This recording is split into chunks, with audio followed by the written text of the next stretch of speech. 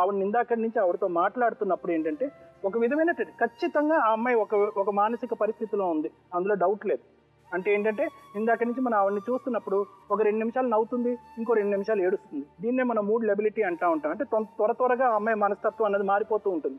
ఒక సెకండ్ అది నవ్వుతుంది. అంటే ఇటువంటి వాళ్ళు నిజంగా నవ్వుతున్నారా, నిజంగా ఏడుస్తున్నారా అనేటటువంటి కన్ఫ్యూజన్ మనకు వస్తుంది. వాస్తవానికి ఏంటంటే అర్థం చాలా మానసికంగా చిదిగిపోయినటువంటి వాళ్ళే అటువంటి మూడ్ ఫ్లక్చువేషన్స్ అనేది త్వరగా చూపెడతా ఉంటారు అన్నది. అదే మెంటాలిటీ ఆ తల్లి మొహంలో కూడా చూస్తూ ఉంటుంది. ఆవిడ కూడా ఒక సెకండ్ నవ్వుతూ ఉంటుంది, ఒక సెకండ్ ఏడుస్తూ ఉంటుంది. అంటే ఏంటంటే కనుక వాళ్ళు అనుభవించినటువంటి వాళ్ళ జీవితాల్లో వాళ్ళు అనుభవించినటువంటి పరిస్థితులు బట్టి వాళ్ళ మానసిక పరిస్థితి అలా మారిపోయింది.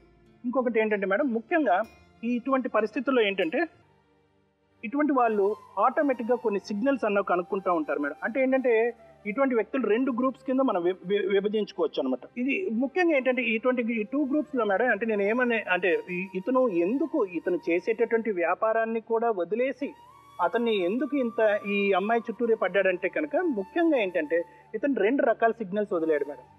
అంటే పబ్లిక్ ఎవరైతే ఉంటారో ఇతని ఫేస్లో కనిపించేటటువంటి సిగ్నల్స్ అర్థం చేసుకోలేనటువంటి వాళ్ళు కాదు. వీళ్ళు ఏంటంటే 2 గ్రూపుల కింద విభజించబడచ్చు. ఒక గ్రూప్ ఏంటంటే అతనికి ఇతని ఆలోచన శైలిని పెంచి పోషించటం. అవునరా, నీ భార్య ఇలాంటిదే, నిజంగా నీ భార్య ఇలాంటి తప్పు చేస్తుంటుంది అని పెంచి పోషించేటటువంటి వ్యక్తిత్వం ఉండేటటువంటి వాళ్ళు ఒక గ్రూప్ తయారవుతారు. ఇంకో గ్రూప్ ఏంటంటే నిజంగా వీళ్ళ వైఫ్ ఇలాంటిదేమో, మనం అక్కడే అడ్వాంటేజ్ తీసుకుంటే పోలేదు అని చెప్పి ఆ అమ్మాయితో కొన్ని మాటలు చెప్పి ఆ అమ్మాయిని తప్పు విధంగా ఆలోచించేటటువంటి ఇంకో గ్రూప్ కూడా తయారవుతుంది.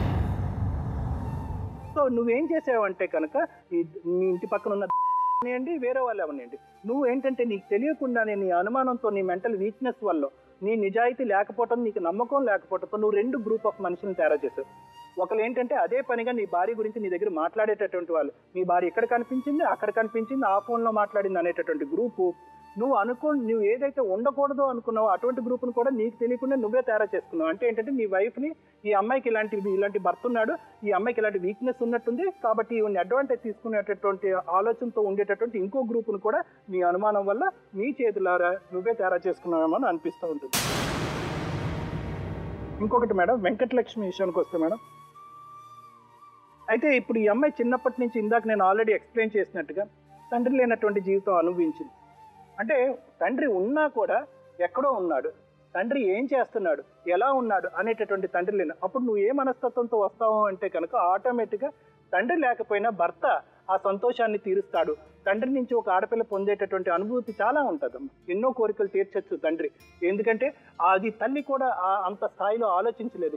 అంటే తండ్రి కూతుళ్ళ మధ్యనటువంటి ప్రేమ ఆప్యాయత అంత గొప్పగా ఉంటుంది, అది నువ్వు చూడలేదు.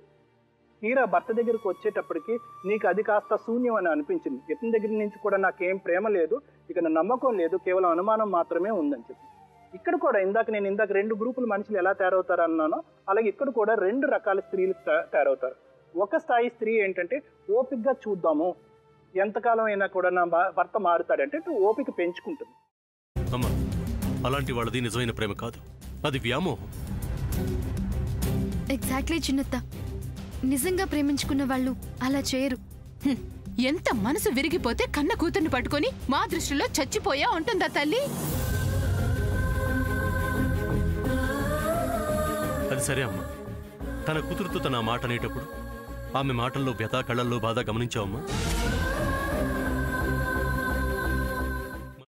పెద్దబాబుకు బర్త్డే విషెస్ చెప్పు కూడా వెళ్ళాం కదా. ఊరికే ఎలా కాలిపోతుంది? మంట పెడితేనో పడితేనో తగలబడుతుంది.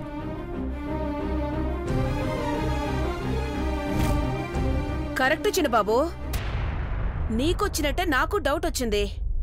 పార్వతే షర్టును తగలబెట్టిందనుకుంటా.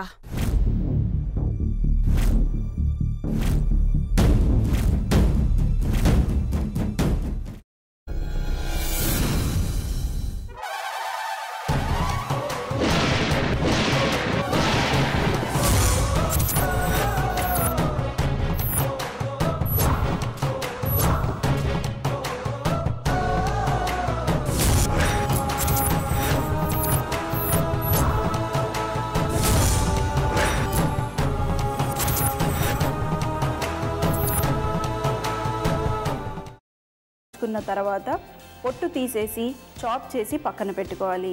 ఒక ప్యాన్లో కొద్దిగా నూనె వేడి చేసి అందులో ఆవాలు, మినప్పప్పు, శనగపప్పు, కరివేపాకు, సన్నగా తరిగి పెట్టుకున్న ఉల్లిపాయలు వేసుకుని 1 నిమిషం పాటు వేయించుకోవాలి. ఆ తర్వాత కాల్చి కట్ చేసి పెట్టుకున్న వంకాయని కూడా అందులో వేసుకుని బాగా మిక్స్ చేసి బౌల్లోకి ట్రాన్స్ఫర్ చేసుకుని అందులో తగినంత చిక్కటి పెరుగు లేదా పల్చటి పెరుగు వేసుకుని మిక్స్ చేసి అన్నంతో కానివ్వండి, చపాతీతో కానివ్వండి సర్వ్ చేసినా చాలా బాగుంటుంది.